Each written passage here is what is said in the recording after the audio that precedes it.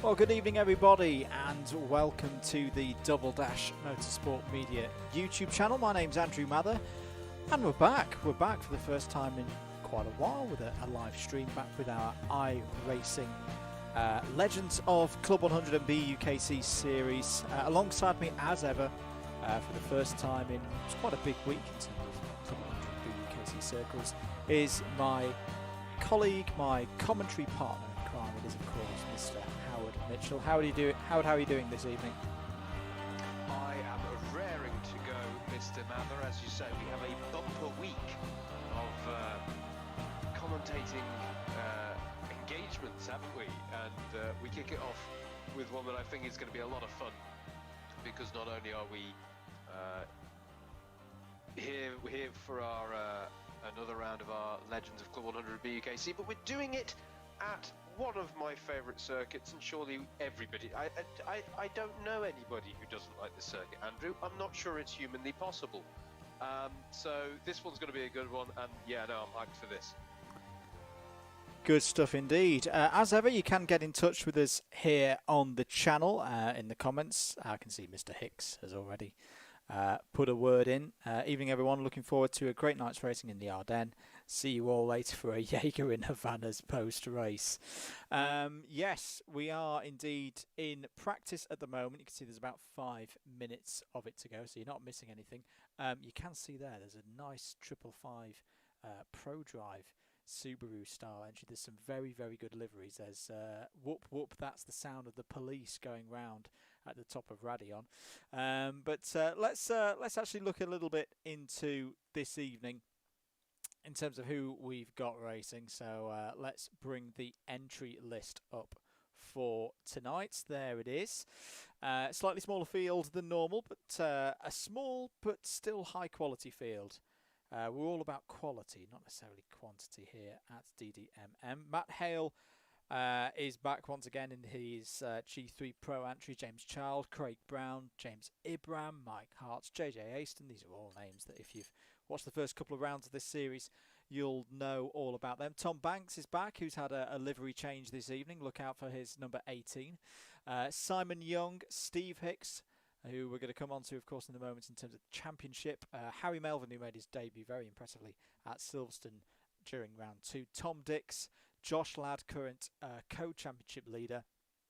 Daniel J. Thomas, Kirith Calirai, Kieran Fitzgerald, owner of the Subaru Colin McRae era style livery there. Tom Edwards, Josh Wellard, Matt Isherwood, Andrew English, Quinton Dorada, a new entry there, so welcome Quinton to the series.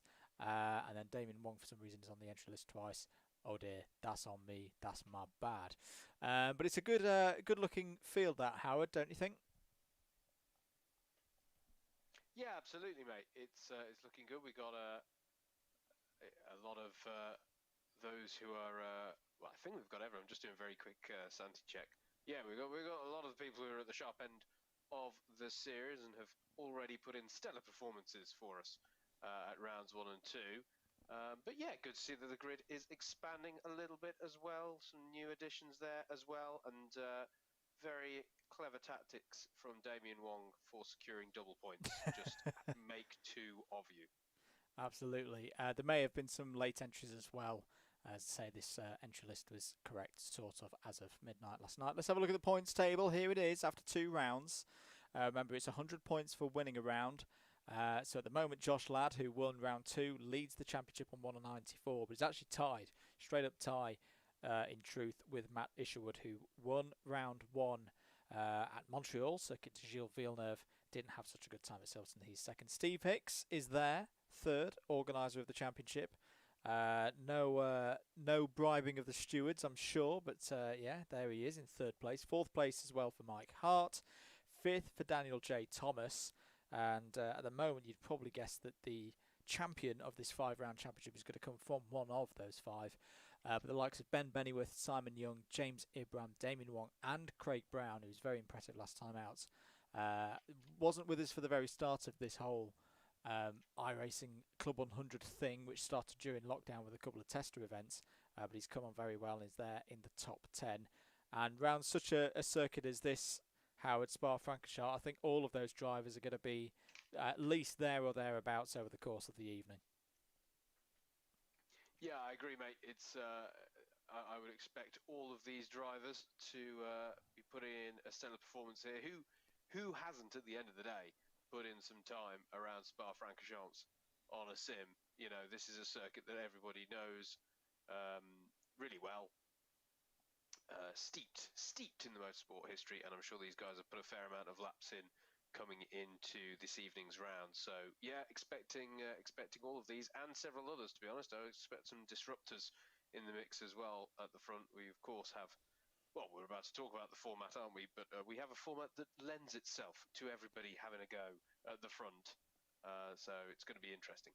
We do indeed. There is the circuit on your screen now, as Howard said. If you're a race fan, I'm pretty much sure you know all about Circuit de Spa Francorchamps, 4.35 miles in length, 19 turns, home of the Belgian Grand Prix, of course, famous for being a driver's favourite, with a series of testing corners including Eau Rouge, Radillon, Pouhon and Blanchimont. And we should mention as well, we're in the MX-5s, of course, which aren't the most highly powered things to ever run around this circuit, if we're being honest. But there's some things to look out for in terms of some of our famous corners, because there are going to be, I'm sure, track limit penalties tonight. We found in testing on Sunday, if you like to make up your own version of Spa-Francorchamps, you can get around this circuit quicker. So if I'm not mistaken, our list of corners, Howard, if I miss many out, do fill me in. La Source, Radillon, Pouhon, Stavelot, and Blanchimont, I think, are our corners where if drivers are running wide, they will get at least a penalty point or warning point from the virtual iRacing stewards. And if they do that too much, we may see some drive-through penalties tonight. Yeah, it's going to have to be a care point for the drivers. I'm going to make a small addition to your list, mate, as well. I believe Curve Paul Frere, I think, is its formal title. The right-hander before you head to Blanchimont, that one as well. The Giancarlo Fisichella corner, as I seem to remember it. Yes. But I think practice is just about wrapping up at the moment. So let's try and get our screen back on. Yes, we have hit 0 minutes, 0 seconds. Howard, run us through the timetable of events for this evening as the qualifying session, the 15-minute qualifying session begins. Yeah, so we're going to head into that in just a moment's time, the 15 minutes of qualifying. And we're going to have 3 races for you this evening, as we have done at all of our rounds so far. They're going to be 7-lap races. Bear in mind, this is the longest circuit that we've been to for our Legends of Club100 and BUKC Championship. So 7-lap races, and then the grids are decided differently for each of those 3 races. So the 50-minute qualifying session that has now just got underway, that will determine your grid for race number 1. We'll then reverse the grid, or reverse the results, excuse me, of race number 1 for race number 2. And then for the 3rd race, we reverse the top 10 finishers of race number 2 to just add that little bit of spice going into that last race.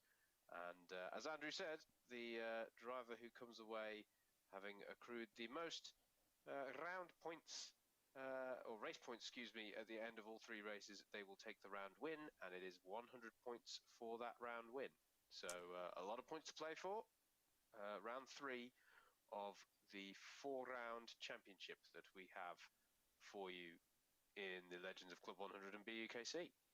Absolutely. We should explain as ever, if this is your first time watching one of these streams, this is what we call lone qualifying. So if the camera seems to be jutting back and forth a little bit, that's how it looks from our spectator point of view. But each driver, as they see it in their bit of the world, in their sims, they're all on the track on their own. So as we're looking here at Matt Isherwood in the year 1 livery, he has nobody else on circuit around him. He does not have a Ben Bennyworth directly ahead of him as the camera flits back and forth. He's just there on his own doing his lap. It's a fair way of doing qualifying. It's making sure nobody gets in each other's way. I've got a comment there. I know you're looking at the stream, Howard. I feel like we've had a sudden case of Saharan rain as misted in over the Ardennes forest here. I'm not quite sure what's going on. It feels more like a you know, a misty morning at the moment out there on circuit. But yeah, challenging conditions now for the drivers in terms of visibility.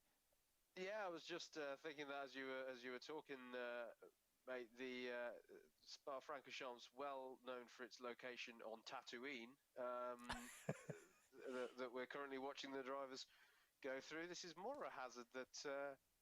Do you remember before Formula One went to Bahrain for the first time in 2004? Everybody said there'd be like a sandstorm. Yes. And it'd be terrible. It's like that. Those fears that never happened, by the way.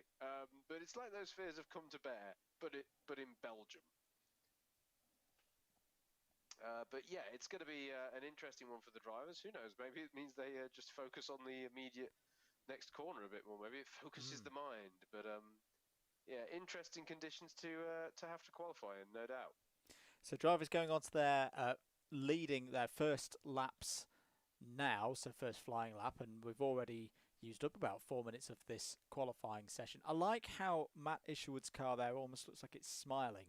Quite a, I was about to say a cheesy grin, but it's not. That's not the right word.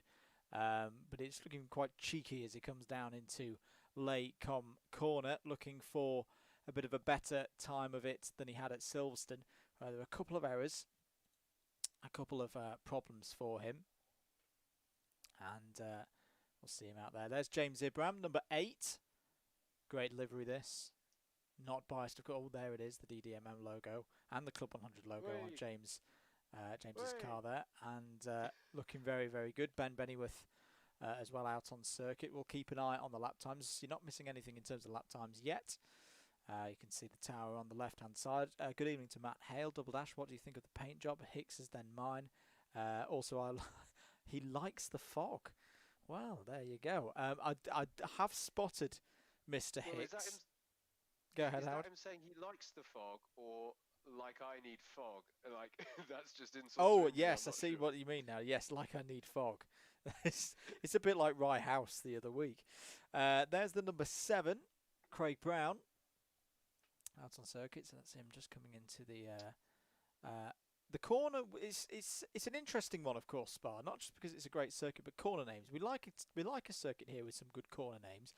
Some of the corners around this circuit have no name. Some of the corners have 2 names, depending on which part of Europe you're from, of course. The Rivage hairpin, sometimes called Bruxelles or Brussels by some people. I'm probably in the Rivage camp myself. How about yourself, Howard? I am also in the Rivage camp, if I'm honest, which always freaks me out, by the way, because, you know, just every once in a while, if you're commentating on a circuit, you'll just bring up the circuit map, make sure, do a bit of corner name revision. It always freaks me out, that one, whenever I've done it. It's like, it's called what now? But no, I'm in the Rivage camp, mate, and if we both do it, then the world will believe us. Absolutely. Time's coming in now. In terms of pole position, I think Daniel J. Thomas has taken an early pole position time. A couple of troubles in timing at the moment. It's not actually showing me what the time was. As Damien Wong now takes provisional pole position ahead of Thomas. Josh Ladd has hopped into 3rd place. Steve Hicks is 4th. Matt Isherwood 5th. And then it's Edwards, Hart, Bennyworth, James Waller, and Andrew English wrapping out to the top 10. So we have had a couple of late entries, I should say. Ben Bennyworth, that was our on my graphics fail earlier, where we had 2 Damien Wongs. I missed off Ben Bennyworth. Apologies. But yeah, I think Waller is a late entry there in the number 25, so we'll keep an eye on him. Oh, that's a spinning number 56. I think that was Andrew English going for a spin. Sorry, no, it was Kieran Fitzgerald. Kieran Fitzgerald going round there. Here's the Martini liveried number 25 of James Waller. Very nicely done indeed. Everybody loves a Martini livery. Into Les Combes. Waller currently in 11th place. Still waiting for the likes of JJ Aston Kirith Calais-Rye, Tom Banks, Craig Brown, all to come over the line and set lap times.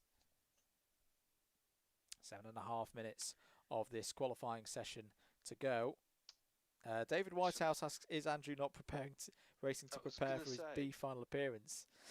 This is awkward, isn't it? It is awkward. I didn't want to butt in with that one, mate, because it is a bit awkward. Yeah. No, he's not, folks. No, I'm not racing this evening to prepare for the B finals because I have pulled out. I've pulled out. Oh, as around goes Kieran Fitzgerald. This is not the time for rallying and doing a Colin McRae impression after he won the RAC all those years ago, but he's got it going again now. Yeah, I've pulled out, mate. I have found a super sub though. He is quite a good one. So he's going to do my entry proud.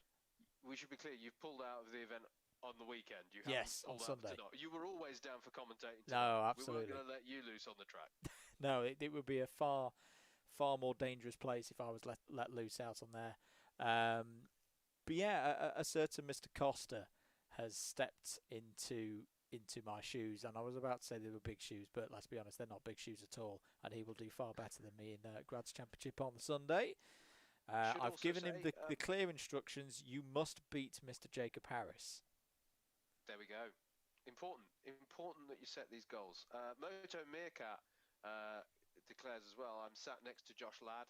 I don't know, what are our opinions on tickling and prodding as means of competitive well, it's not an enhancement at all. Let him focus, I suppose, is all we can say. Give the guy a fair crack at setting a good time. Yeah, especially considering he's leading the championship at the moment. But yes, there's the number 16, of course. It's Durad, our new driver. Quite a nice livery on that one as well. And here's the point at which I try to change the cameras now that I've remembered. Ah, yes, we've remembered our shortcuts now. Here's the Ben and Jerry's entry, which is still one of my favourites, I must say. I am impartial to a bit of Ben and Jerry's. Other ice cream brands are available, of course, but that is a very good one. It's a good lap there from Harry Melvin in the number 27. That's put him into 9th position with 5 minutes of the qualifying session to go. That sets the grid for race number 1. If you're watching and you've not subscribed already to the channel, please do so. It really does help us out here at Double Dash Motorsport Media, and share the stream out as well on the various bits of social media. Let people know that we're racing here this evening. Still, it's Damien Wong, though, on pole position out there on circuit. Looking good for the start of this one. There is Kieran Fitzgerald in the number 56. He's yet to set a lap time, actually, so he's been having some problems out there. James Ibram still going around as well, has set a time to put him in 17th at the moment. And of course, with such a long circuit as well, Howard, you know, it only takes one incident point here in the qualifying sessions to nullify a lap. So it's almost one of those that you can't, you know. I saw this at Le Mans at the weekend, obviously with the qualifying, even in the hyperpole. The circuit is so long, you're guaranteed to have at least one problem somewhere on the lap, and you've kind of got to accept that you're never going to hit that 100% flyer, and just take what you can get. I think it's the hardest qualifying session of the season, this one, to be honest, mate. And that was before it got all dusty as well. Because yeah, as you say, to string together a full lap, you'll have the fewest bites of the cherry, of course, because it's still a 15-minute session, but it's a long lap, so you get the fewest attempts of any circuit that we go to. And yeah, as you say, it's going to be difficult to get the completely clean lap in. And I think that's why we are seeing perhaps a greater spread of pace across the field, because they're not getting a lot of opportunities, a lot of chances to hone their lap and improve. Absolutely right. Here's Craig Brown. He's one of the drivers who's not set a lap time at the moment, according to our sources. Let's see what he can do. Hopefully this one's been looking clean so far, which is good news. around Blanchimont now. Very tricky corner, of course. Not much grip in these Mazda MX-5s, of course.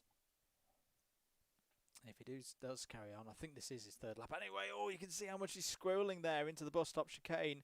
He's getting it all crossed up. But that looks fairly quick. Just about keeps it in track limits as well. Is this going to be a registered time for Brown over the line? Yes, it is. It's 18th place for Craig Brown there in the number 7. And with that, that might be all of our drivers. Yes, I think it is. I think all of our drivers have crossed the line. Let's go back to our holding screen. And Howard, that qualifying Damien Wong taking pole position. It's a real chance for him this to get things up the front. He's had a tricky season so far. Yeah, absolutely. It is a good opportunity for him. Currently sat in ninth spot within the championship at the moment. So he's some sort of 20 points off of our championship leaders. So good opportunity for him to get things off to a flying start. Obviously, you've got to maximise that opportunity in race number 1. If you can qualify towards the front, because if you're going to repeat that kind of success in race number 2, you have to do it from the back because of the reverse grid. So it's a good opportunity for him to get those early points on the board. And actually, Craig Brown, who's the end of whose lap we're just following, is tied for points with Wong coming into the championship. So that's a little championship battle that's very much going the way of Damien at the moment. It is indeed. There have actually been some changes very late on in qualifying. I think Daniel J. Thomas has managed to nick pole position right at the end of the session. Apologies for not being able to catch that one. But yes, things getting ready then shortly for the qualifying session. We've got about 30 seconds of it to go. But this circuit, Howard, over the years, what's it meant to yourself? What are some of your favourite memories from this track? Oh crikey! Well, it's one of those ones that's delivered for years and years. I don't know if I'm going to make anyone watching feel a bit old. I'm not quite old enough in terms of when I started watching Formula One to have been there on that day of the famous Spa 98 race, but obviously that forms a vital part of motorsport history around here. But the more recent ones, I mean, I'm going to get all my years mixed up now, aren't I? But the years where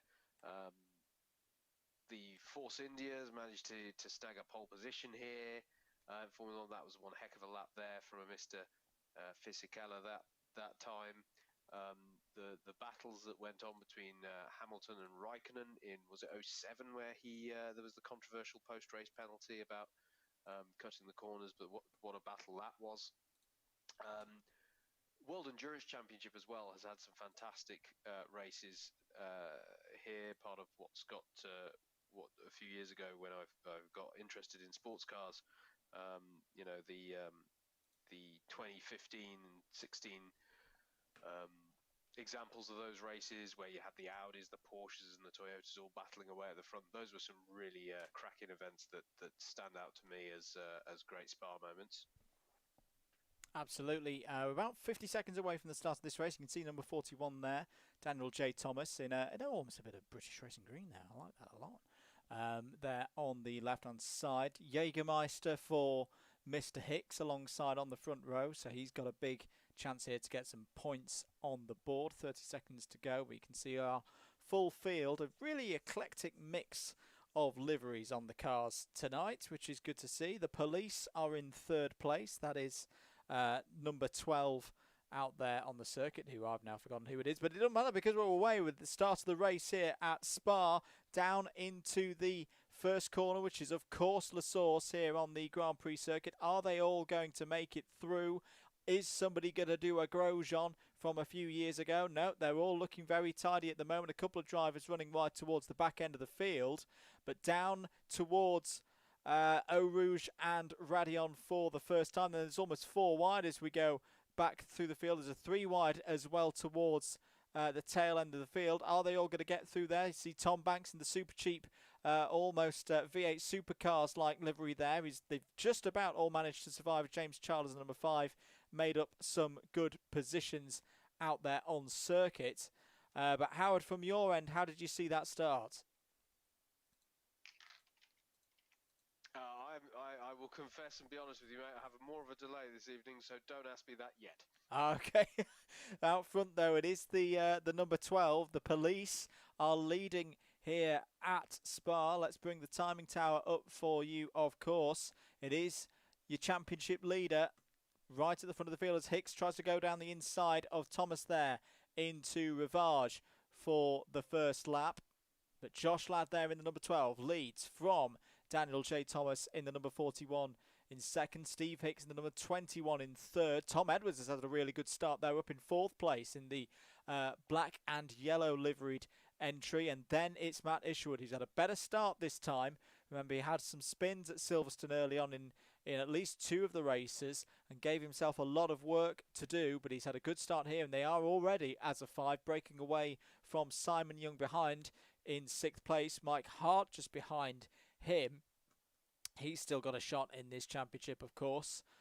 Who's made a decent start as well? Damien Wong's not had a good start. He's down to 11th place, so more problems, unfortunately, for Wong as they all file through there. There is your top 5 breaking away. And then Young, Hart, Harry Melvin there in 8th place. Ben Bennyworth in 9th. Waller now up to 10th. There you see Wong in the 888 entry with James Ibrahim just behind. And then they're kind of second group forming already with Calirai and Rad trying to go around the outside of Calirai as they go up towards Blanchimont corner. The new driver in the number 16 will have the inside surely through Blanchimont. Is Calirai going to try and hold it around the outside Max Verstappen style? This will be very, very brave. But in the end, it is through and into, 13th place for Rad with Child just behind. JJ Aston as well in the number 15 had a good result on Saturday in the E60 competition at Leeds. Oh, spinner in the bus stop, and it's I think that was James Ibrahim in the middle of the track, and poor Quintin Durad had nowhere to go there. He's going to have some significant damage to the car. Of course, we're running the updated damage model here on iRacing with the MX-5s, and look at the back end of the field, all squabbling as they go into La Source with the Subaru Mazda in the middle of it all as well. That was a big hit for... And look, oh, the wheel's gone. The wheel has gone on James Ibrahim's car. That's really unfortunate for him, and he's got a long way round. He passed pit entry. He's now got to do a full lap of Spa Francorchamps with 3 wheels, Howard. Well, I mean, he likes a challenge, doesn't he? You know, Michael Schumacher rather famously did half a lap, so I reckon Ibrahim can stretch to the full lap. But no, it is obviously going to be a little bit of a challenge for him right now, as he is a very sad sight returning to the pits. Brilliantly entertaining first lap, mate, with the slightly odd sight of a load of cars in pursuit of a police pursuit vehicle. So this is interesting sights and sounds that we're getting here, but never mind. It makes for some interesting viewing. Feel quite sorry for Durad in a way. He just put in such a good move on Calirai and then got caught up through no fault of his own in whatever ruckus had already begun at the chicane. Harry Melvin's going for some rallycross. Tom Edwards is also doing some rallycross through Les Combes corner. He's getting the back end about a little bit there through Pouhon. Such a great circuit this, of course. Meanwhile, at the front, it is still number 12, Josh Ladd, with the sound of the police leading away here with the Help for Heroes logos on that car as well. Do like that. Jägermeister is following, of course, there with the Julepa Black brand of beer as well. Very popular in this region of the world. In second place. I do like that. That's a nice new effort there from Steve Hicks. Club100 logos on there as well. It is missing one. Where's the DDMM logos? That needs to be put on there as well. But look at third place. Matt Isherwood is starting to come through the field in the Year 1 Racing entry. That's got some good logos on it as well. Alpha Live on there.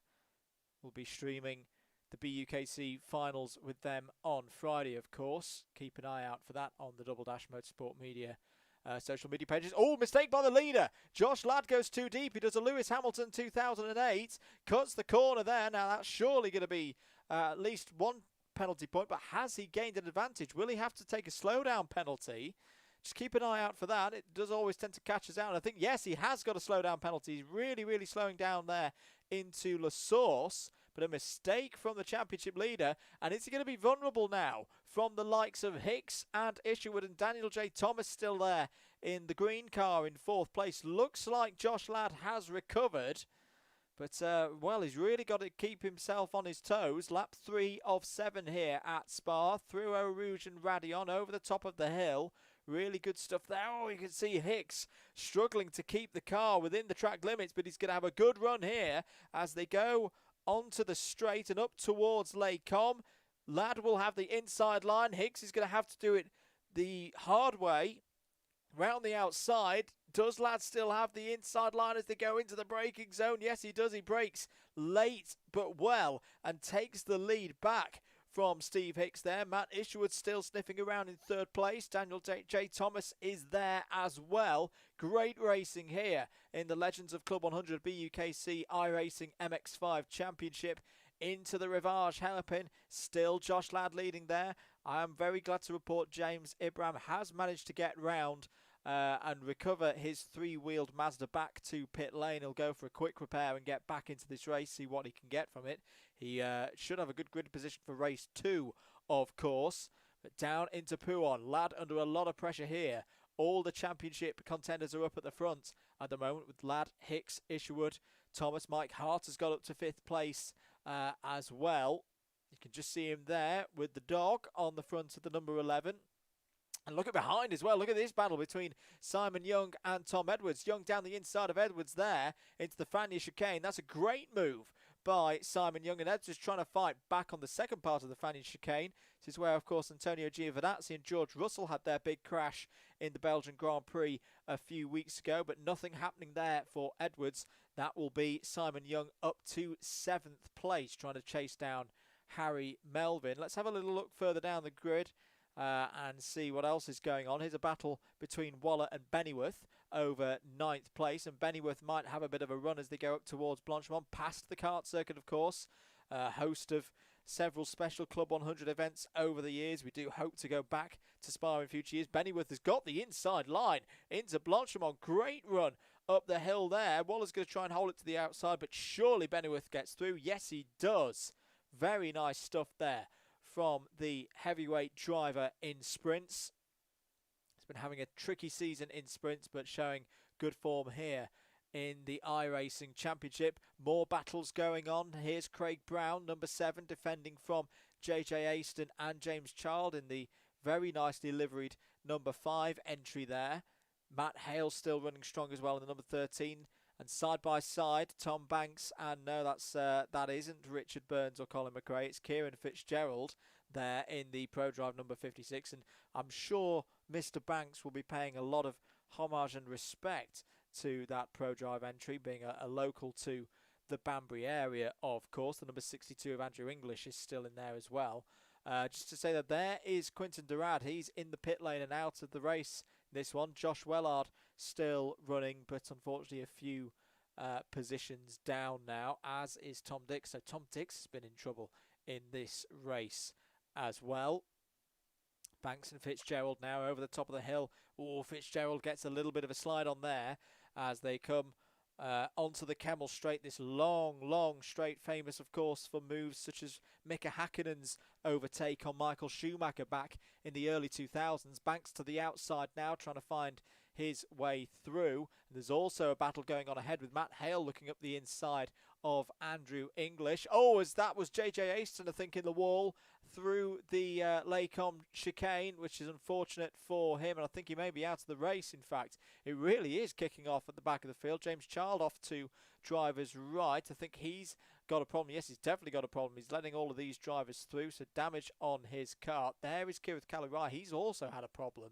So they are starting to fall by the wayside, unfortunately. Let's try and find where our leaders are. Here they are. In fact, there has been a change for the lead. A change for the lead as Daniel J. Thomas, with the Swansea University branding on his car today. Very good to see. Our colleague in the BUKC, James Johnston, will be very happy about that. Is your new leader here at Spa. So, in fact, there's been quite a few changes of position. Mike Hart has got through into second place. Where has Josh Ladd gone? Where has the Cardiff driver gone? I think he's down in 6th place. Yes, so something must have happened here, because look, Hicks has fallen down the order as well. Apologies that we didn't catch that, as Tom Edwards is now trying to have a go on the approach to Blanchimont on the championship leader. And Josh Ladd in a bit of trouble here, but also in a bit of trouble is his title rival, Matt Isherwood. He's currently down in 10th place. So this race, really dramatic as we're about to finish lap number 4 out of 7. Hicks down. Oh, it's contact, and Hicks is going to be in the wall. Punted off there by Josh Ladd. Smokes the tyres, gets the car back on the circuit, but has lost a number of positions there. There is Matt Isherwood. Oh, look at the state of his car. Oh, bumpers hanging off. He's coming into the pits. He's almost hit the pit wall like David Coulthard in Adelaide 95. And just about scrambles into the pits there, but that's not good news for Isherwood at all. As out of the pits comes Damien Wong. He's had trouble as well. So some of our quick runners having trouble here at Spa. Tom Edwards now fighting with Josh Ladd. This is now over 5th position. But I don't know if you've caught up there, Howard. That contact between Hicks and Ladd, it just looks like Ladd got a little bit too hot there into the bus stop chicane. Yeah, and of course that's where Ladd made the initial mistake earlier on when he was leading the race that put the rest of the pack onto him, if you remember. So he's just a bit too bold on the brakes, more times than he wants to be into that final bus stop chicane. So it just seems to be a weak point of his for the moment, braking there. And it's interesting how, I mean, he's still very much in the hunt for some decent-ish points, but it's interesting how... Oh, sorry, Howard. Contact at the Rivage hairpin, and Mike Hart, who'd taken the lead at Les Combes, has got hit up the rear by Daniel J. Thomas, and that's put Harry Melvin now into the lead of this race. So another driver making a mistake there. Simon Young's having a great run. He's now up into the top 3, but there's your new leader in the number 27 Ben & Jerry's car, Harry Melvin, who's got a clean car as well. He's clearly not been getting himself in any bumps and scrapes. And can he hold on now with 2.5 laps to go in this first race of the evening? Well, clearly, if you want to lead this race, you need to have some kind of vehicle that references making a noise, either a police siren or an ice cream van. Really, either will do the job, it would seem at the moment. It's an odd one, though, there, mate, in Rivage. It was like they'd sort of both got themselves into the corner, to my mind. It was quite late on in the corner for the contact to be made in many respects. Clearly, Daniel J. Thomas just a bit bold on the final phase of his braking for that one. Yeah, unfortunate there for those drivers. Still a fairly long way in this race to go, of course. It sounds short, only 2 more laps, but as we say, this is the longest circuit that we'll visit throughout the season. Daniel J. Thomas getting back down the inside of Simon Young there as they approach Blanchimont. So that's him back up to 3rd place now. A little bit further back, Edwards has got past Ladd. So Tom Edwards, caution student driver still. He's been doing a fair amount of racing though, and he's having a good run here in 5th place in the Bumblebee-like livery there. What else is going on out there on circuit? There's James Waller still having his fight with Ben Bennyworth. Steve Hicks trying to rejoin this battle. There's Damien Wong, who's a lap down. Craig Brown has done well here. Is now up to 10th place. Tom Banks just on the outside of that top 10 and 11th, with definitely one of the liveries of the evening. The Super Cheap Autos affair. He likes a classic livery. We've had the Players IndyCar Champ Car livery. Now that we've got this one, what else will he stump up? The photographer, of course, fresh back from World Rallycross Latvia at the weekend. You can also see our crowd in the background, of course, virtually socially distanced here at Spa. World RX will be visiting this circuit in the not too distant future, hopefully. Let's try and find where our leaders are at the moment. Matt Isherwood's having not a good race again. There's got to be damage on that car because he's lost all of his pace. He's now down in 14th position and slipped behind Kieran Fitzgerald. So unfortunate news there. There's Tom Dix now up to a 12th place, having had a not so good start. Craig Brown drifting things through there in his number 7 very nicely indeed. Here comes Hicks though, down the inside of Waller, with Wong at least one lap down. Bennyworth has run a little bit wide there through Rivage. Jackie Hicks corner. This used to be no name corner, but now named after the Belgian racing legend, multiple Le Mans 24-hour race winner, of course.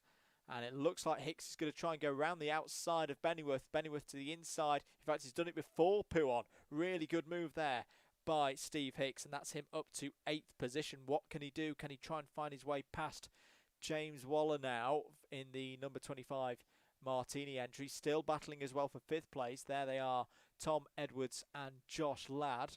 I don't think they're going to get much more unless the drivers at the front of the field start to have some problems. There's the battle for 3rd place between Young and Thomas. And just to talk about Simon Young as well, Howard, obviously we started this series as a bit of fun, and it still is a bit of fun, of course, in the kind of the first lockdown back in April. And Simon Young had never picked up iRacing before, never taken part in it, and here he is scrapping out with some I mean, all of these guys are experienced in Club 100 and BUKC karting in real life, but much bigger experience levels when it comes to sim racing. And Simon Young, as a debutant, as a newbie at the start of this season, has really excelled in this championship. He certainly has, Andrew, and yeah, with the 12th place in round 1 and the 10th in round 2 when we went to Silverstone. That's at Montreal for round 1 as well. You know, as you say, for someone who hadn't picked up iRacing before we got going with this championship, to now find himself in 7th place coming into the championship overall today, yeah, he's really a driver who's taken to it like a duck to water. And as we've discussed at previous rounds, mate, proficiency in a go-kart in the real world does not always translate into being a competent sim driver. You know, they're quite different disciplines, although obviously there's also a lot of crossover. Yeah, no, really good showing from Simon.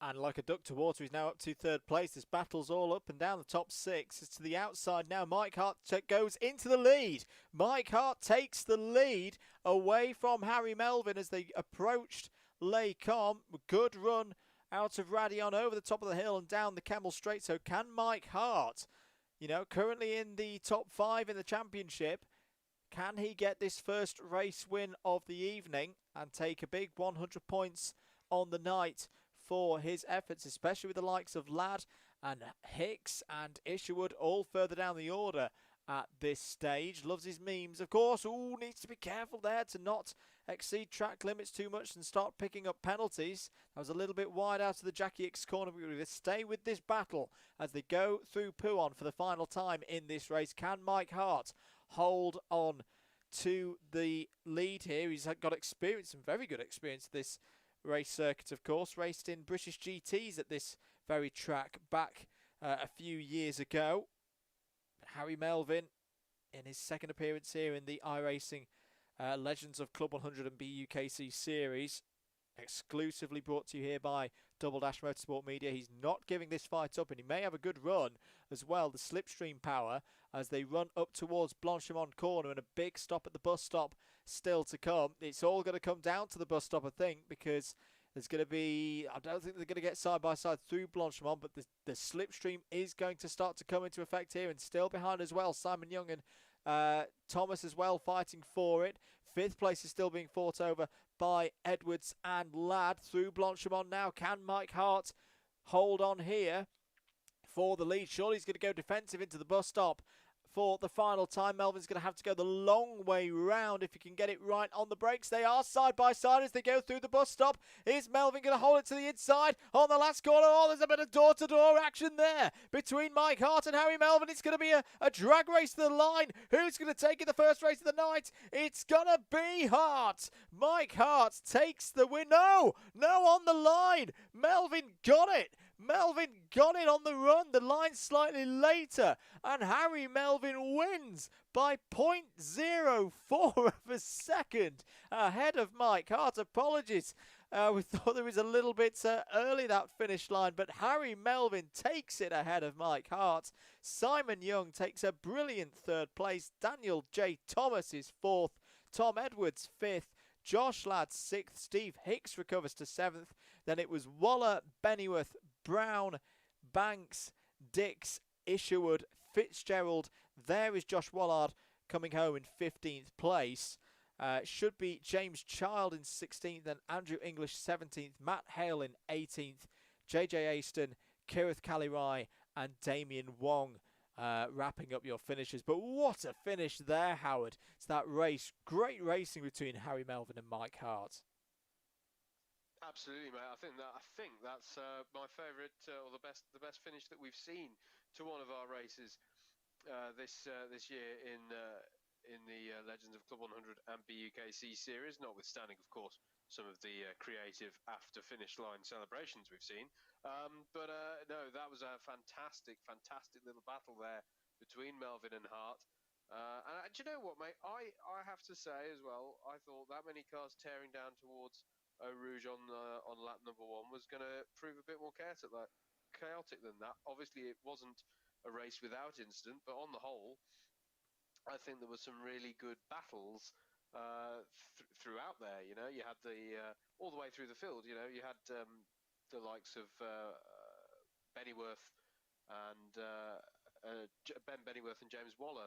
You know, they were battling almost all race long, and the sort of fringes of the top 10. But they managed to keep it on the grey stuff, which also became quite crucial towards the end there. And whatever it was that befell the likes of Hicks and Ladd towards the front gave the opportunity to the likes of Mike Hart and Melvin. And yeah, what a battle that was towards the end. Absolutely. So we roll straight into race number 2 now. You can see the grid forming up. So this is a reverse grid of the race 1 result. Keep your comments coming in. Who have we got in the comments so far this evening, Howard?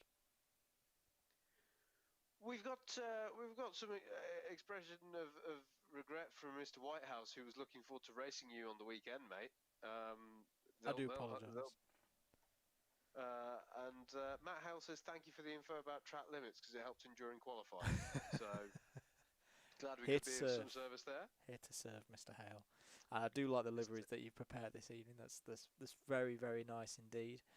Yes. Grid forming up then for the second race. This is 7 laps once more, and it's going to be Quinton Durrad, I think, on pole position there in the number 16. James Ibrahim alongside on the front row. Damien Wong in the 888 and Kirith Kalirai looking for good results. And away we go then for the start of this one. There's our flagman off to right-hand side. He's loving life as ever. And Damien Wong's got a brilliant start from the second row of the grid and surely will lead into La Source for the first time. Kirith Kalirai trying to go around the outside. Matt Hale in there as well in the number 13. James Child running a bit wide. In fact, quite a few drivers running wide, including Josh Ladd towards the back of the field. But as they come down now to Eau Rouge for the first time in race number 2, it is going to be Damien Wong in the lead of this one. Will they all manage to get through this time? They just about... Oh, it's James Charles gone round there. That's going to be a big one. That's going to be a huge incident as they come round Radion. Now, did everybody manage to escape? No, they did not. There's an absolute cluster at the back of the field. Steve Hicks is going backwards down the Kemmel Straight. That's a real mess, and that's taken out some of our big runners as well. Harry Melvin, our winner from race 1, he's got significant damage on his car. I think that's Josh Ladd. I think Josh Ladd is in the wall just behind the gantry there, and James Child is towed to the pit straight away, but a huge incident. It's always the risk, Howard, with going over the top through Eau Rouge and Radion on a first lap. If someone spins out, that's what happens. Yeah, absolutely. It's obviously, by the nature of it being the cresting of a hill, it is a blind corner there. We talk so much usually, those of you who are familiar with us talking in Club 100 karting, when we commentate on those series, we talk so much when we go to Butmore about blind corners. Well, this is high speed, blind. The car is going light as you go over the crest of the hill. Very easy for it to start going round on you, particularly if there's a tiny bit of maybe contact on an opening lap. Absolutely. Quintin Durad then has held on to the lead very nicely here as they come on to Blanchimont at the end of lap 1. James Ibram didn't have a good race in race 1. That's why he's towards the front of the grid, but he's taking the opportunity well at the moment there in second place. A good number of, I think we've lost 3 drivers from that first lap incident. Cali Rye there in third place. So good opportunity this for Matt Isherwood. I've just spotted him there in 5th. He's not been having the greatest of results, obviously, the last few races, but with his championship rival now out of this one. And remember as well, I think that was Matt Hale going straight on through the bus stop chicane. Yes, it was. Isherwood now, Howard, Josh Ladd out of this race is going to have to start towards the back of the field in race number 3 as well. This is a big opportunity for Isherwood to take some big points as we cross through. I mean, this effectively is the midway point of the season, this race. Yeah, absolutely, mate.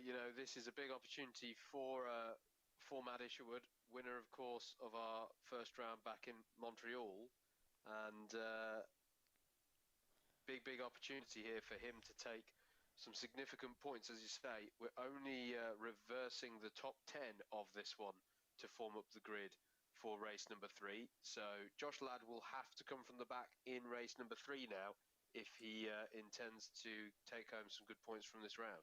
Look at the squabble here as they come onto the Camel Straight. This is all over, I think, about 7th place with Craig Brown at the front of it in the number 7. Tom Dix off to the left of your screen there. Don't worry about the cars hopping on and off the circuit. That's just a problem at my end, not a problem at the driver's end. Oh, there's an incident there, and Tom Edwards has gone into, I think that was into James Waller, and might have been Josh Wellard as well. Got it wrong under braking. Oh, and what's happening here? Oh, is that Kirith Calamine and Isherwood? Isherwood's in the wall. Isherwood in the wall there. And just as we mentioned that this was a great opportunity for points in the championship, it's all gone wrong. More drama here at Spa. This is brilliant stuff.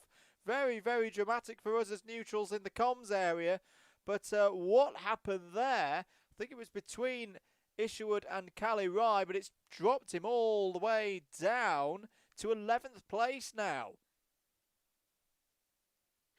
Well, I don't know if you want to etch that one up to commentator's curse or not, mate. It took about a minute to come into effect. But yeah, big incident there, both on the run down to Rivage for Matt Isherwood, but also what we saw there briefly going into Les Coms as well at the end of the Camel Straight. That was a big moment there. Just looked to me like Tom Edwards just got a little light, very similar to what we saw between I'm trying to think who it was who we saw making contact of that nature at the chicane in the last race.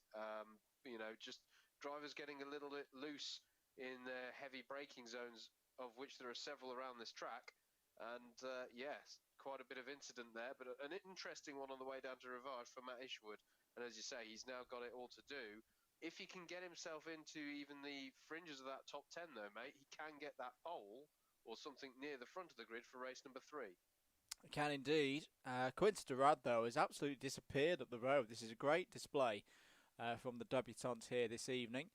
He's just got to keep things nice and calm now as he's on lap number 4 of this race. There's James Ibram.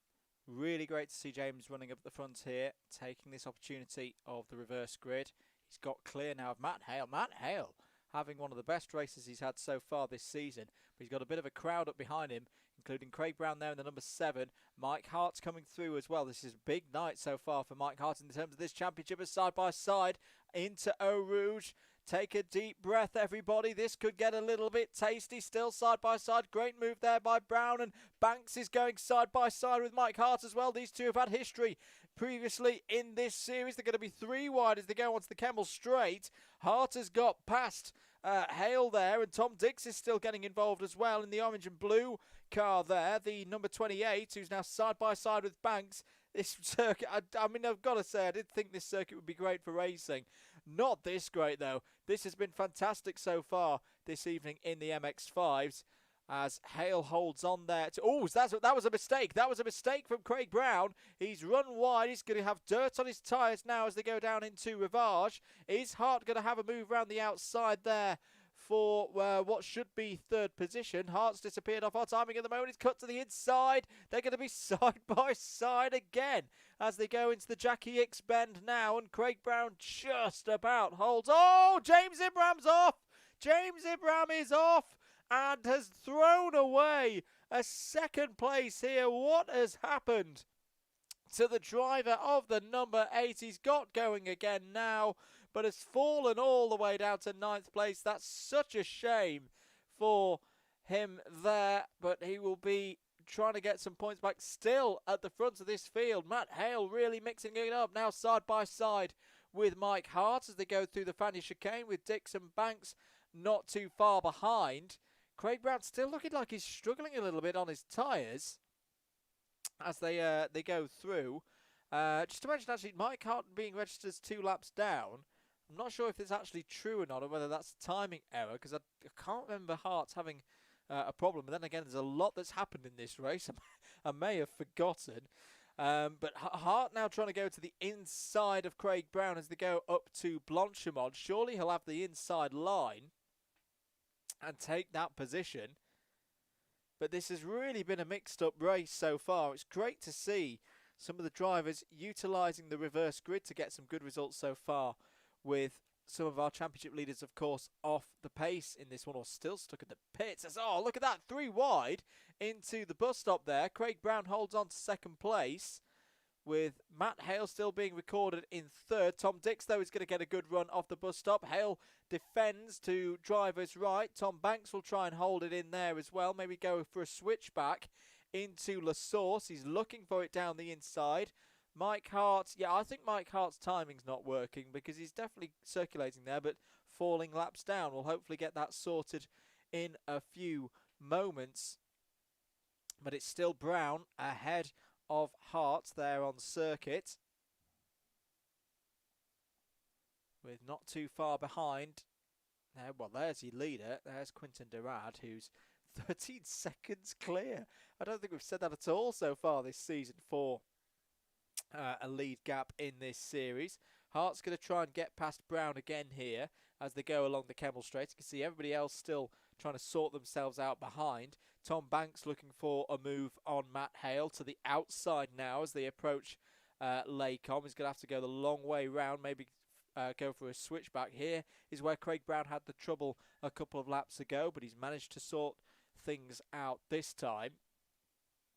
This has been a pulsating race so far.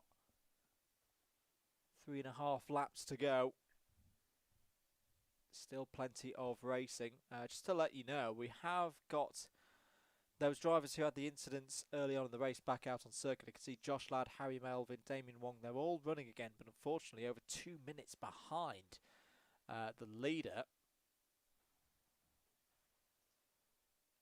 Brown defends again from Mike Hart. They go through Pouron Corner.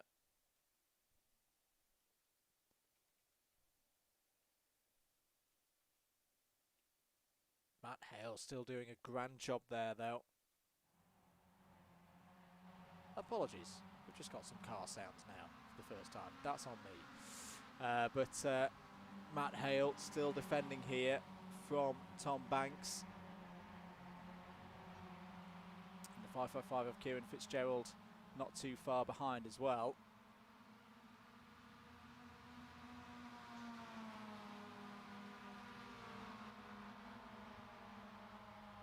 Working side by side is Hart trying to go around the outside of Craig Brown. He's trying to do the Max Verstappen move, which of course he practiced all those years on iRacing. Can he get it done? A little bit of a hop over the curb. They're still side by side as they approach the bus stop now. Up the inside is Hart on Brown. We're pretty sure this is for position, but we've still got these timing issues with Hart's number 11 car, but he has got through now past Craig Brown. Still Matt Hale defending, doing a great job there up in the top 5.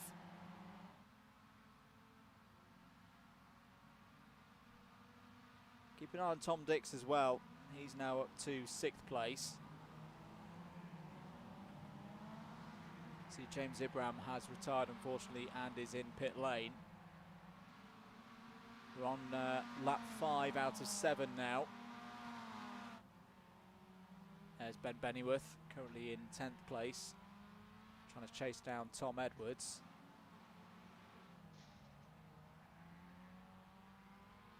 It's been a cracker so far, hasn't it, mate? It has been. I think it's starting to calm down now. We're just looking back through our runners who've had problems. There's Matt Isherwood in the number 61.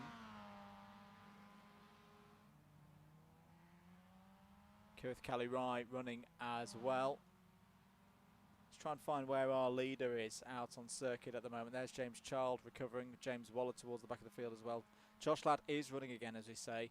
And his pace is pretty good, but unfortunately he is 2 laps down after the troubles earlier. There is your leader, Quintin Durad. Over 17 seconds clear now of Mike Hart and Craig Brown. And there they are. And you can see the gap, still very close between Brown and Hart. And where has Matt Hale gone? Matt Hale has disappeared. Banks is now up to P4. Has Matt Hale had a problem out there? Let's try and find him. There's Tom Dix. Josh Wellard is on for a really good result here, battling with JJ Aston. But yeah, I think there is Matt Hale. So unfortunately, after that brave defence, he has fallen down the order now.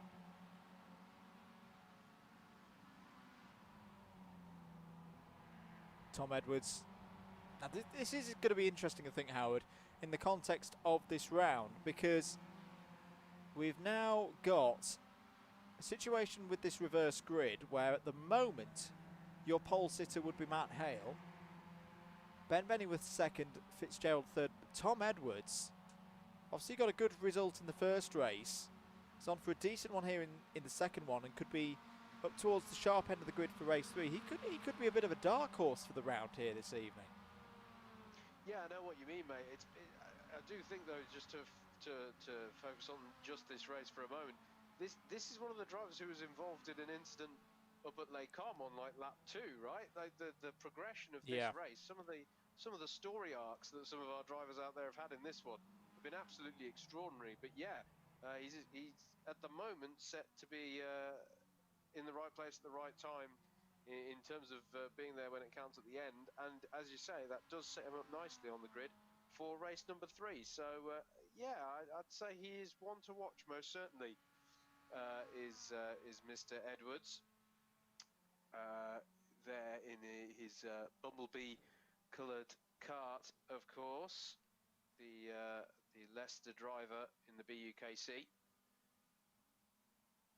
Indeed. So our leader here now 17.5 seconds clear of the rest of the field, with about a lap and well, not quite a lap and a half, a bit more than that to go. There's Damien Wong, who unfortunately has had some more troubles. I know he's been having some connection issues so far this evening. Hopefully you can get those sorted. Keep your comments coming in, of course.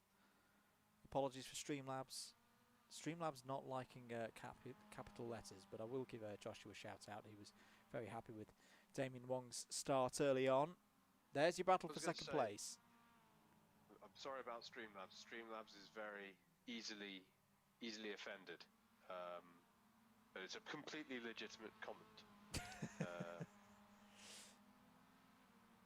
But there is second place battle still, as it were.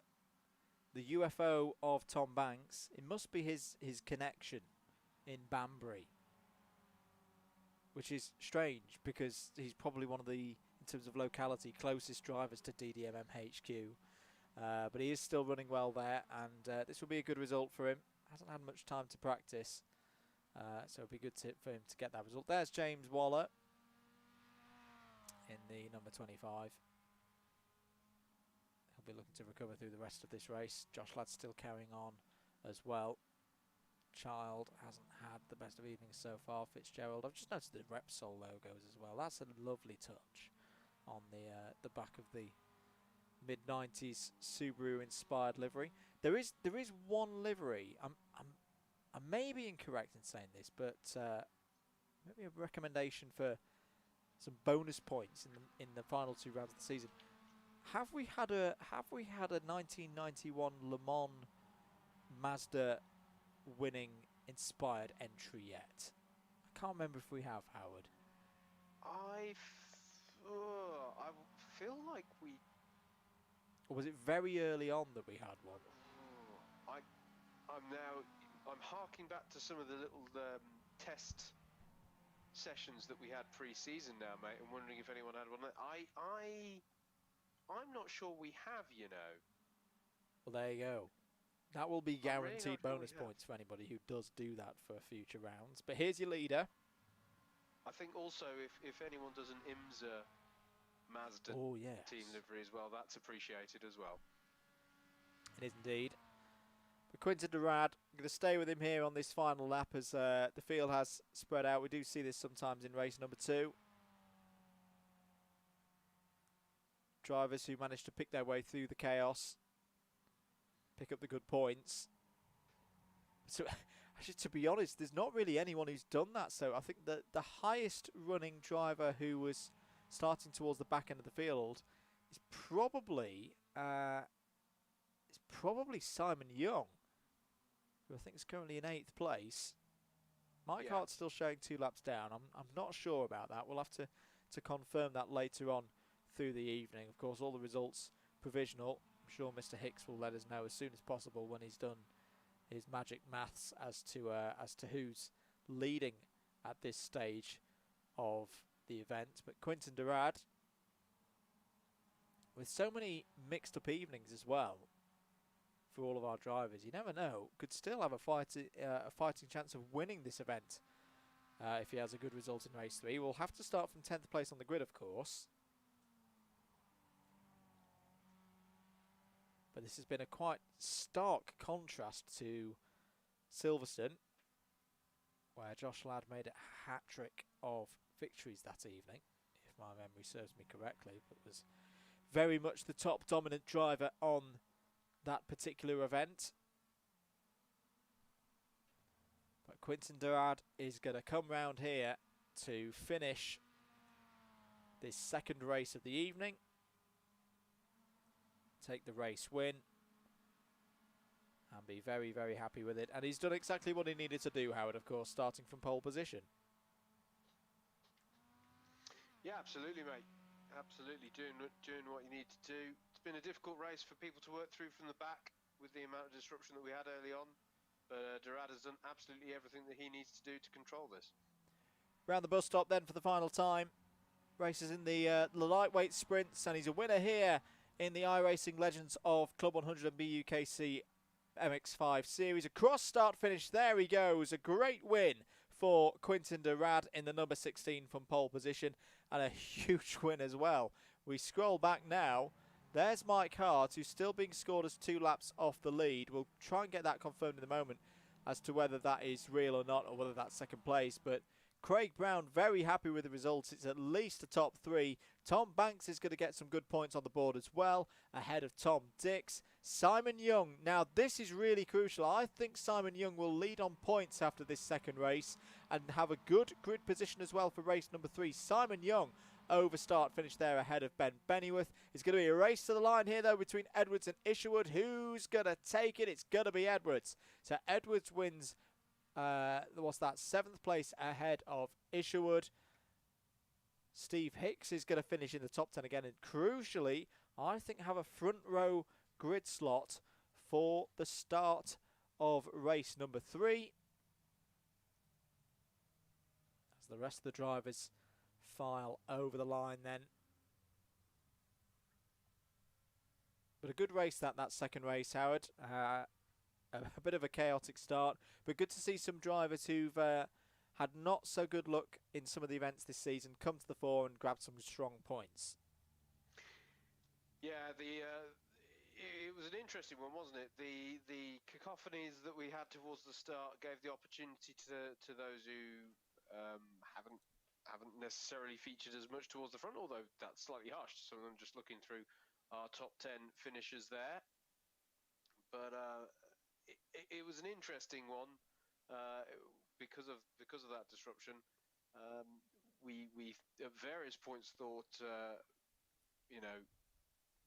it was going to be a big opportunity for certain particular people in the championship, but in the end, it actually probably hasn't had too much of an impact on that championship. But what might have an impact is, for example, how the likes of Matt would have set up for that grid in race number 3 versus competitors like Josh Ladd. Indeed. We go for a little bit of a break now. There's a warm-up of 3 minutes for our drivers to either get a little bit more practice in or take a quick comfort break. We're going to take a short break as well here in the commentary and be back shortly for race number 3 as someone smashes into the back of another car just coming over start-finish there at the end of race 2. We're going to take a short break here in the commentary and be back shortly for the start of the final race of the evening, race number 3.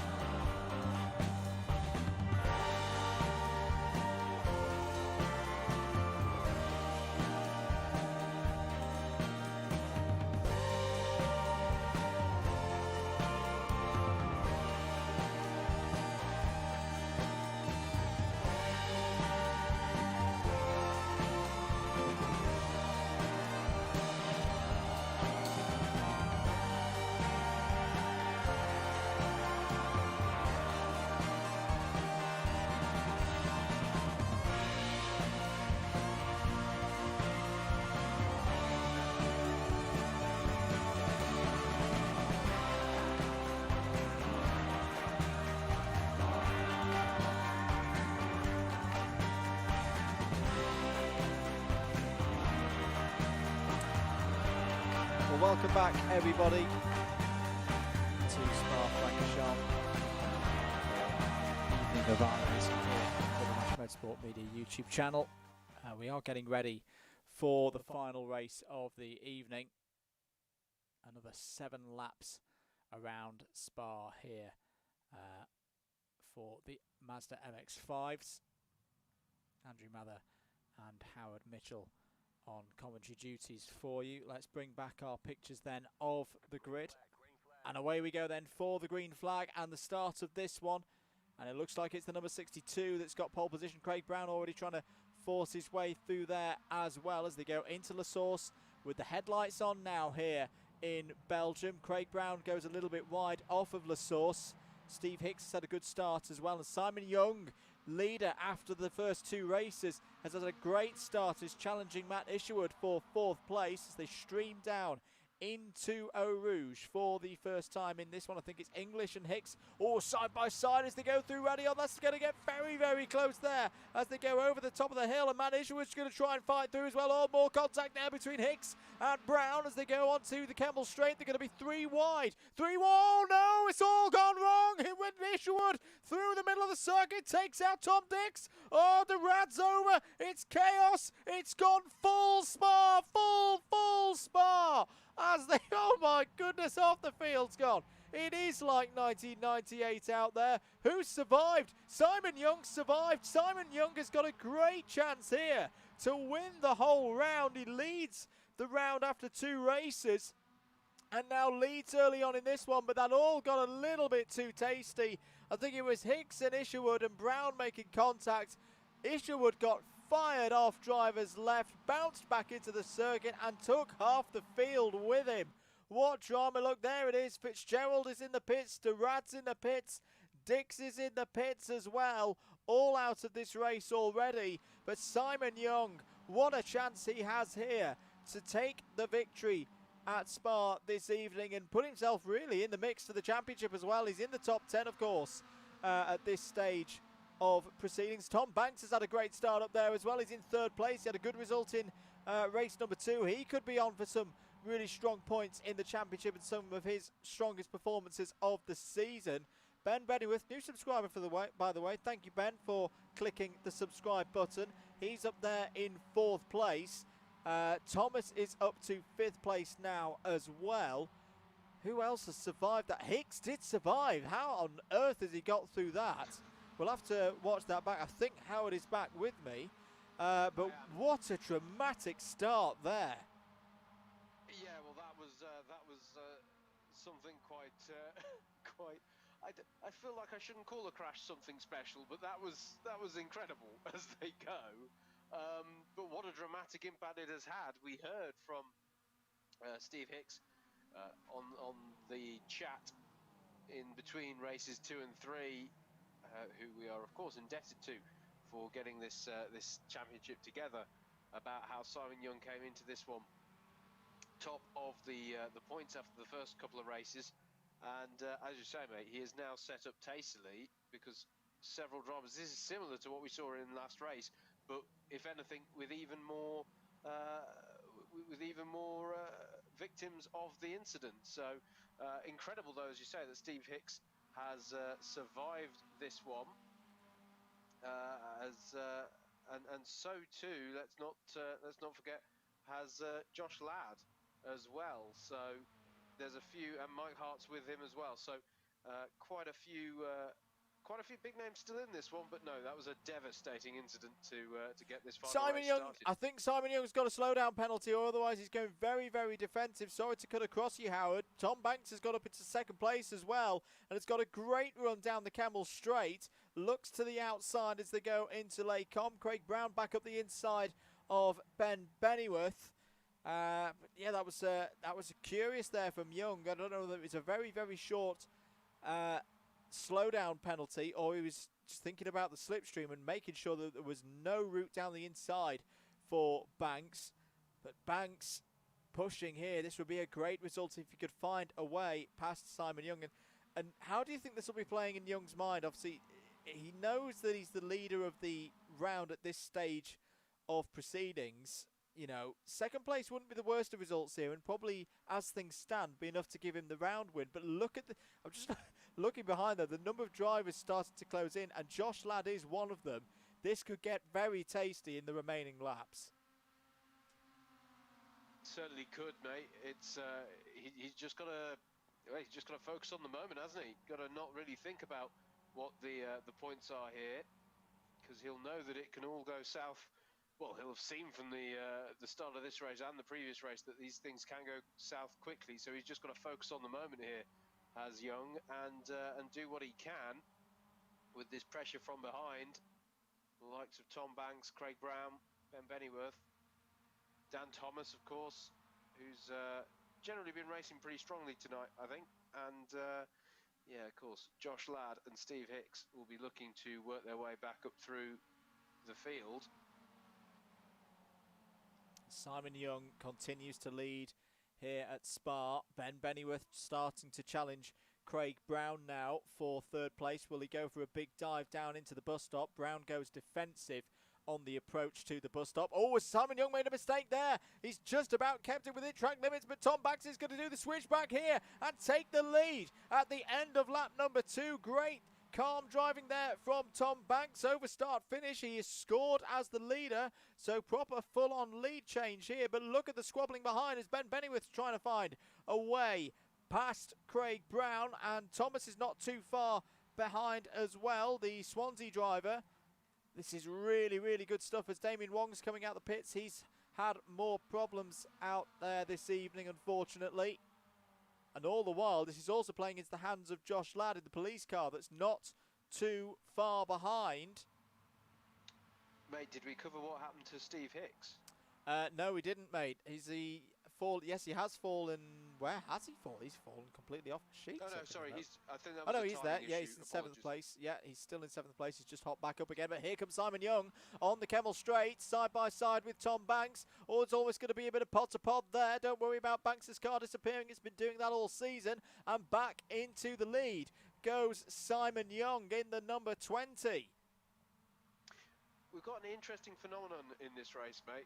Kieran Fitzgerald says this is crazy. Of course, he's one of the drivers who was impacted by the massive shunt on lap 1. If you are retired from this race and would like to comment, do join me in the chat. We're having fun. Oh, we are indeed.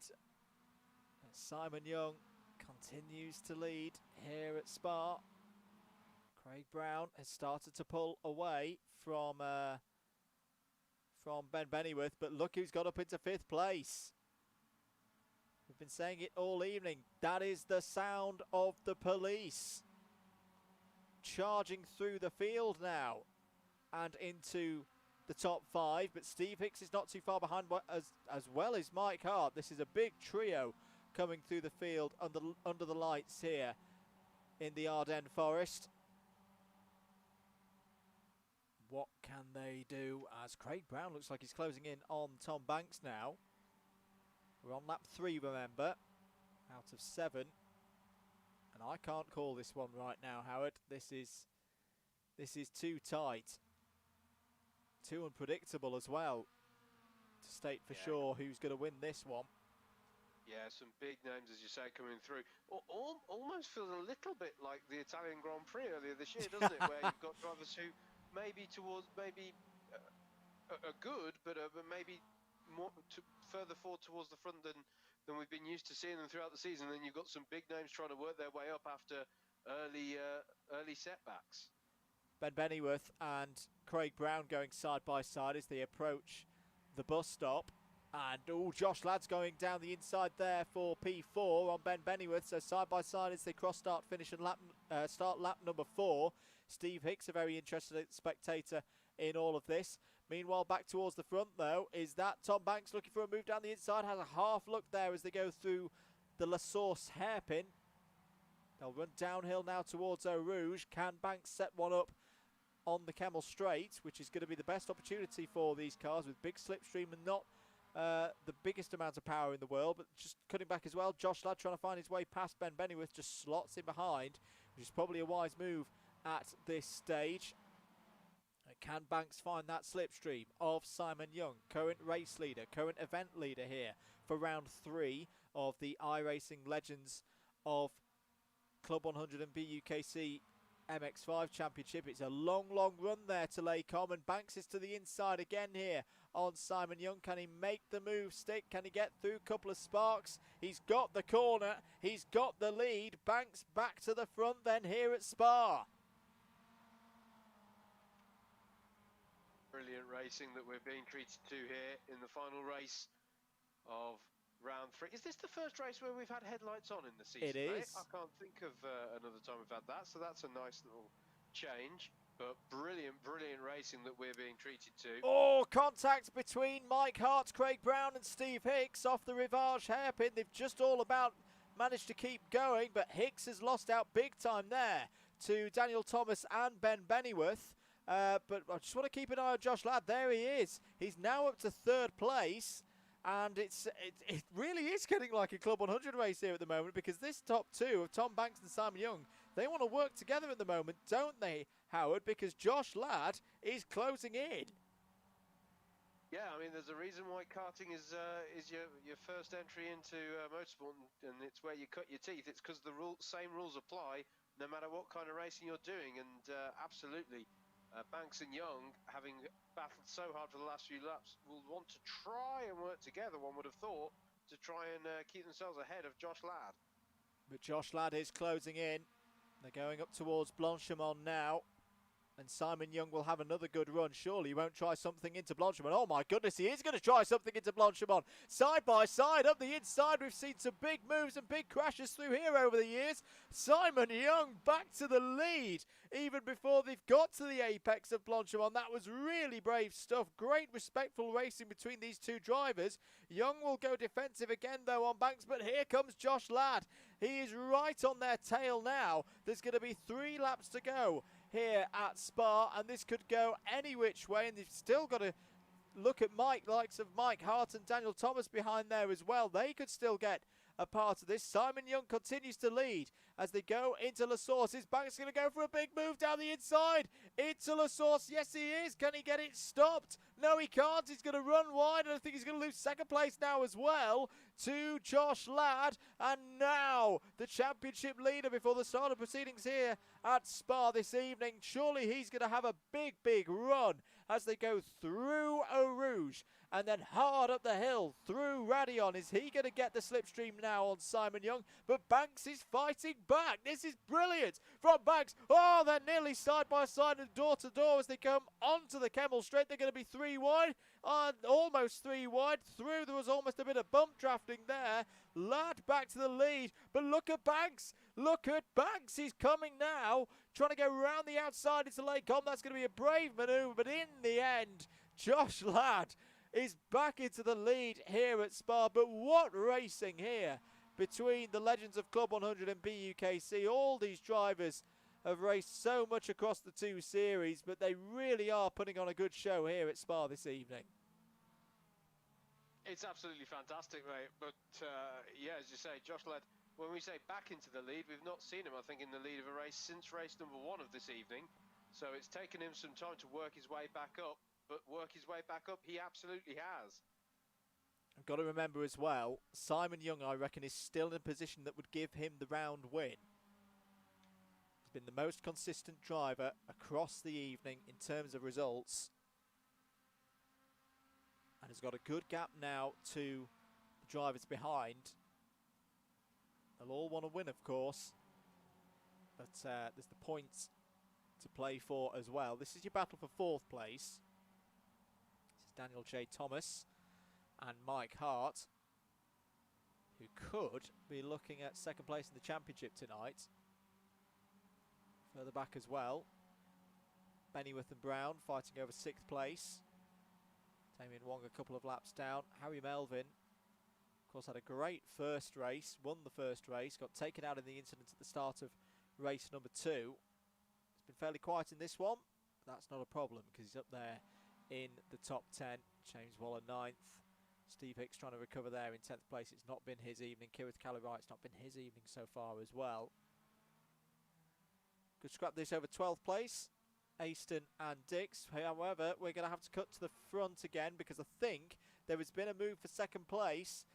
Yes, there has. Simon Young has got back past Tom Banks then. So as they go on to lap number 6, Simon Young is back into second place, and that's more than he needs to take the round victory here tonight at Spa. Deep on the brakes once again. What is Banks going to do to try and get back past and into that second step on the podium in this race?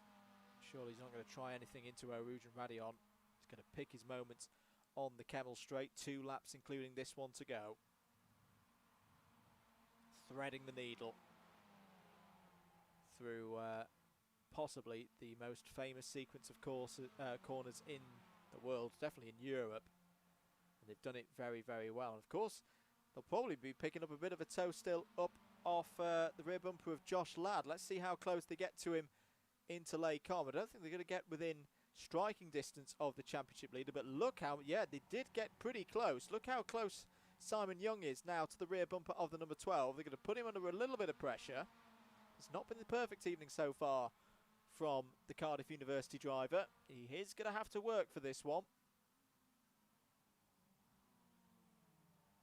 It's been a change out there for 4th place. There it is. Mike Hart has got ahead of Daniel Thomas.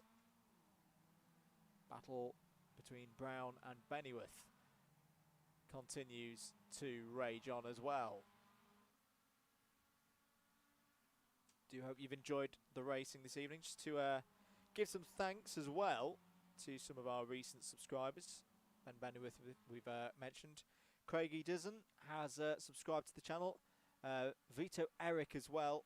Rice to 392 and Andrew Tyrrell. Thank you to all of those guys for your support here of the Double Dash Motorsport Media YouTube channel. More coverage of the various events coming up as well, as we mentioned. BUKC on Friday for the final 2 rounds of the mains championship season in conjunction with Alpha Live. We've got our own DDMM podcast coming up as well. Look out for that on the Mixcloud page over the next 36 hours. We'll be previewing the racing coming up this weekend. And of course, as well, we should mention, mate, on the Club 100 front, the season, obviously you were just mentioning the BUKC, that's the focus of Club 100 action this week, but the main Club 100 season, as it were, carries on at a pace. We'll be at Wilton Mill on the 10th and 11th of October. We will be indeed. We'll have more Club 100 vlogs from the E60 experience coming up on the channel as well, all to look forward to here from Double Dash Motorsport Media. Final lap of the evening then. Josh Ladd leads ahead of Simon Young. Tom Banks 3rd. 1, 2, 3 clear of Mike Hart there in 4th. Daniel J. Thomas in 5th. Ben Bennyworth has got past Craig Brown and is now into 6th place. But this is a big run now for Simon Young. He is a lot closer to Josh Ladd this time around on the last lap of the race than he was a few minutes ago on lap number 6. Can he get in the slipstream of Josh Ladd's Mazda police car and make a move into Les Combes? They come over the top of the hill, out of Radion. Ladd is going to go defensive. He has to go defensive, and he has indeed. He's going to force Simon Young to go around the outside, but Young has got the slipstream. He's got the overspeed. Can he take the lead here away from the championship leader? They're going to be hard on the brakes. Into Les Combes, they're both squirreling, and somehow Josh Ladd has held on there brilliantly on the inside, and that could give him the race win. But Simon Young is not going to give this one up. Tom Banks is not going to give this one up either. 1, 2, 3, this trio have been clear of the rest of the field. They fully deserve to be here, and this race is as Ladd made a mistake there. He gets deep on the brakes through Rivage, shuts the door on Simon Young. There's still chances to overtake as well. Remember, you've got the big run up to Blanchimont, and we've already seen Simon Young pull off a move into that corner and the bus stop as well. Oh, my heart is pounding at this. This could be big, not just for this race, but this round and the championship. 3 drivers with very different fortunes so far this season. Josh Ladd leading the championship. Simon Young, best newcomer, looking for a round win. And Tom Banks, who's had the speed, but not always the luck in his back pocket. through this tricky section now, through Stavelot. Young was a little bit wide there. Lost a car length, maybe. Has he still got the slipstream behind Josh Ladd? It's going to need a big, big send into the bus stop if he's going to win this race. Remember, he might not need to win the round. He's having a little look at the inside of Blanchimont. It's going to be down to the bus stop. Surely Josh Ladd is going to go defensive. Simon Young, can he send a big one round the outside? What can Tom Banks do as well? Here we go then. Who's going to come out of it in the lead? Josh Ladd is going to keep his nose ahead. He's driven this race brilliantly. What a performance for the championship leader. I think there's stuff going on behind though. Josh Ladd takes race 3. Oh no, Banks has spun round and he's going to lose third place. Oh, there's contact with Daniel Thomas, but second goes to Simon Young. Third goes to Mike Hart. I think Josh Ladd has blown his engine over the line. And Tom Banks, the luck runs out again. He finishes P5. Oh, what a shame. I think it was contact, as there's a good showing of the damage model there from Damien Wong. But let's, in fact, let's try. Let's run back. Let's see what happened there. We've got to take a look at this. We'll run it back. What happened here on the last corner? Did Banks go for a big one down the inside of Simon Young? Simon Young got a little bit squirrely. Oh, yes, he did.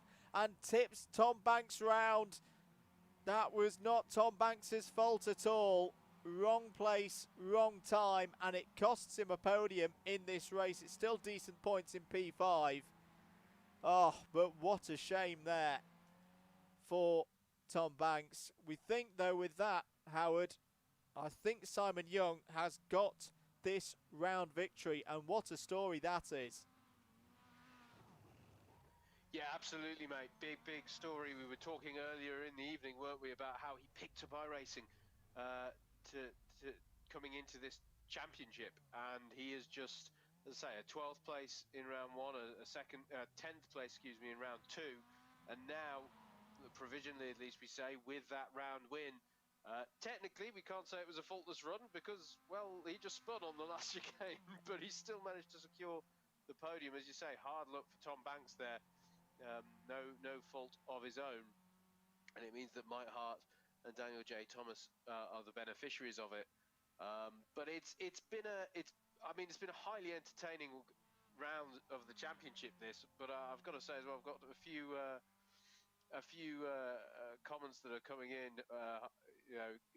Commiserations to James Ibram. This was one to forget. PC issues and involved in smashes just made this a bit painful. James Waller, the PC crashed on the last lap. Oh. Yeah, big incidents here that have really shaken up the evening for some drivers. But on the whole, mate, I think the standard of driving when we have had good, the good clean running has been great. We've been treated to some absolutely superb battles. We have indeed. We're just watching Josh Wellard come over the line. He's driven well this evening, the young driver. Round the final corner and over the line. And I think that is all of our runners over start finish. Wow, what an evening. We await the confirmed result from Mr. Hicks. I'm sure he'll be getting it to us as soon as possible.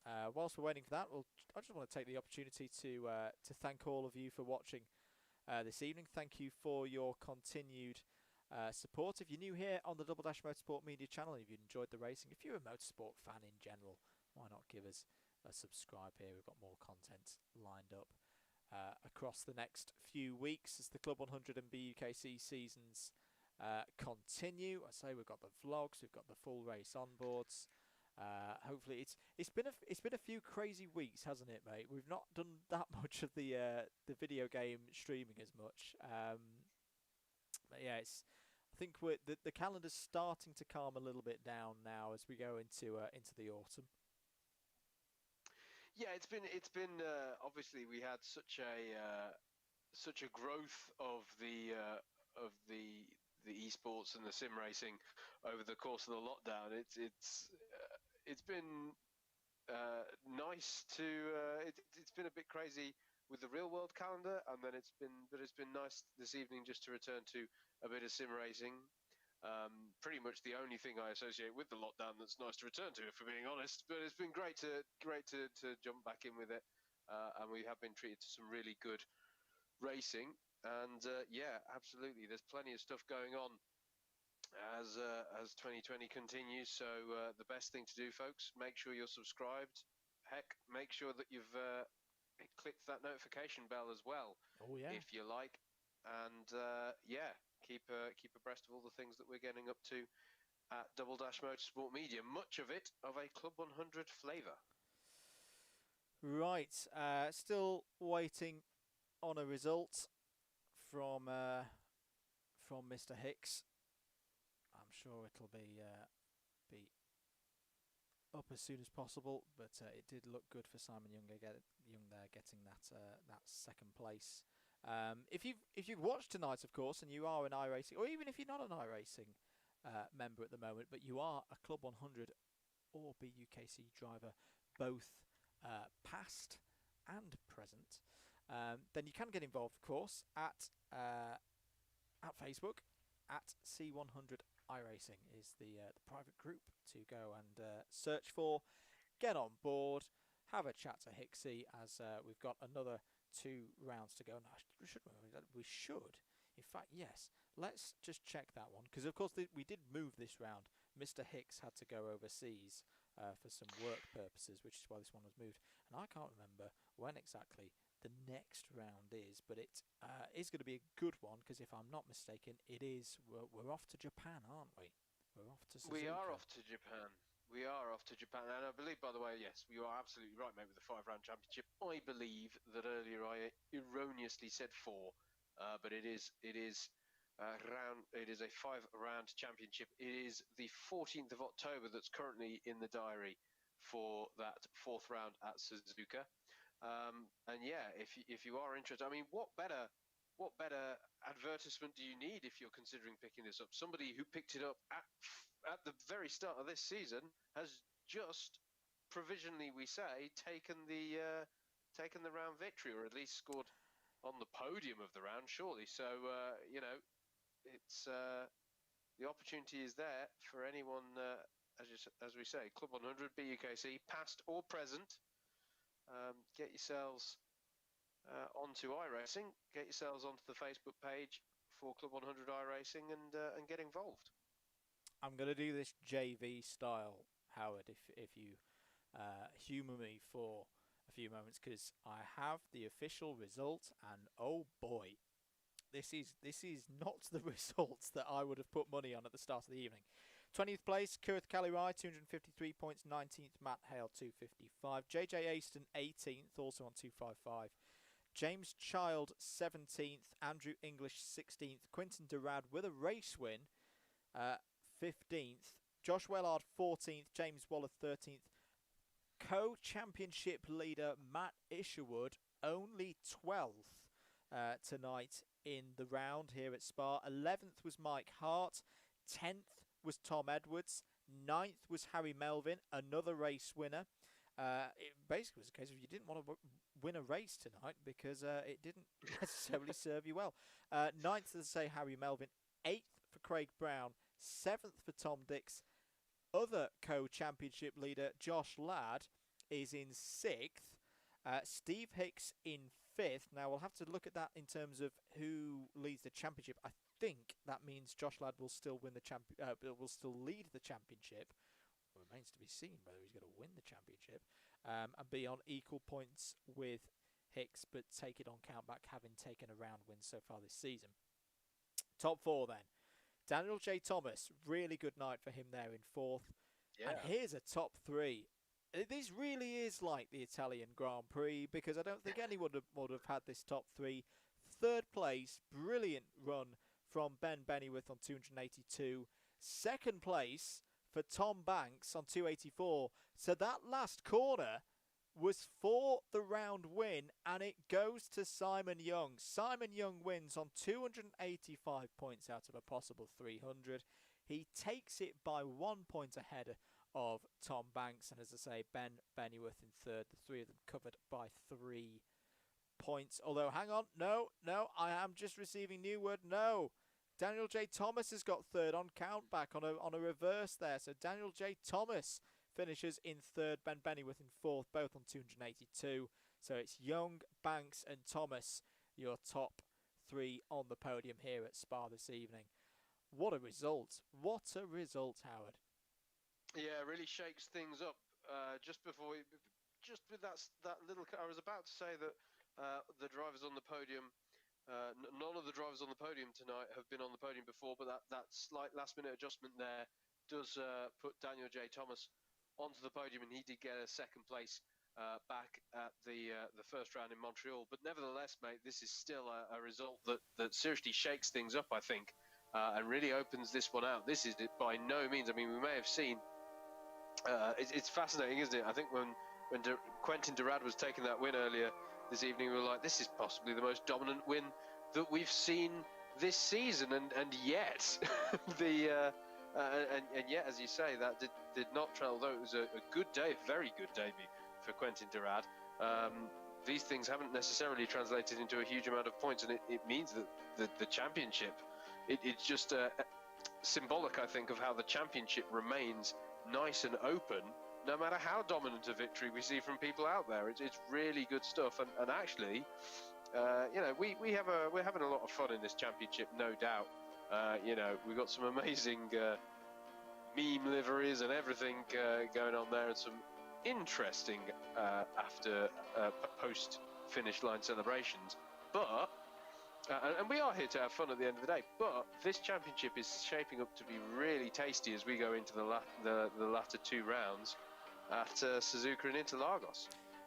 It does indeed. As we mentioned, Suzuka is where we head to next on the 14th of October. If you want to be on the grid, if you're a Club 100 or BUKC driver past or present, and you want to get on iRacing, C100 iRacing on Facebook. The private group is where you need to go for all the information. The light dims here at Spa. The beers are starting to be poured. I can hear down in the hotel down at Eau Rouge. We're going to head off for... a bit of reflection. We're going to actually head off and do a podcast recording now, me and Mr. Mitchell. But thank you very much, everybody, for joining us here this evening on the Double Dash Motorsport Media YouTube channel.